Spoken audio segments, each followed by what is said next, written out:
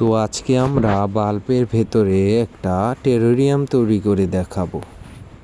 আমরা প্রথমে একটা বাল্ব নিয়ে নিলাম এবং বাল্বের ধাতব অংশে স্ক্রুড্রাইভারের সাহায্যে খুলে ফেলা যায়।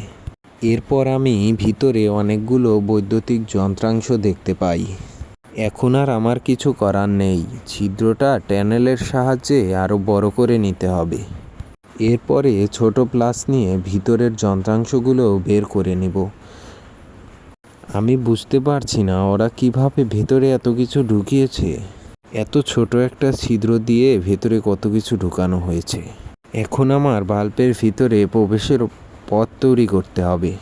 এগুলো বের করতে হলে শক্ত কাঁচি দিয়ে তারগুলো বের করতে হবে এবং প্লাস দিয়ে টেনে বের করতে হবে। ধারালো জিনিস দিয়ে কাজ করার সময় সুরক্ষামূলক গ্লাভস ব্যবহার করতে হবে। সব কিছু আবার নতুন করে করতে হয়েছে এবং আরও বেশি সতর্ক থাকতে হয়েছে।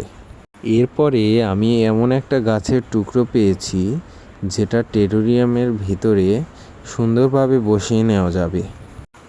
এই ধরনের সেটআপটাই আমার সবচেয়ে সুন্দর মনে হয়েছে এবং আমি এটাই করতে চলেছি।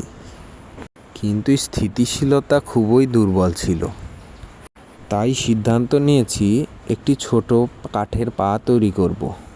এখন কালো হট গ্লু দিয়ে ল্যাম্পটিকে কাঠের সাথে লাগিয়ে নিতে হবে এবং আমরা তাই করতে চলেছি। সুন্দরভাবে কালো গ্লু দিয়ে ল্যাম্পটিকে সুন্দরভাবে লাগিয়ে নিলাম। টেরারিয়াম বিশেষজ্ঞ সব কিছু যাচাই করে বললেন এরপরে আমরা পরের ধাপে যেতে পারি। আমাদের প্রথম টেরারিয়ামটি হবে বনভূমির ইকোসিস্টেম নিয়ে। তাই এগুলো সাজানোর জন্য আমি জঙ্গলে গিয়েছিলাম। তাই আমি সুন্দর কিছু ঘাস এবং বনমাটি তুলে নিলাম এবং একটি ছোট গাছ খুঁজে পেয়েছি। আমি এখানেই থামিনি। প্রতিটি টেরারিয়ামে একটি জীবন্ত প্রাণী থাকা উচিত, তাহলেই এর সৌন্দর্য বৃদ্ধি পাবে। তাই আমি মৃত গাছের ছালের নিচে জীবন্ত কিছু খুঁজতে গিয়েছিলাম। আর আমরা সেখানে ছোট আইসোপড পেয়েছি এবং আমরা এটিকে নিয়ে নিলাম।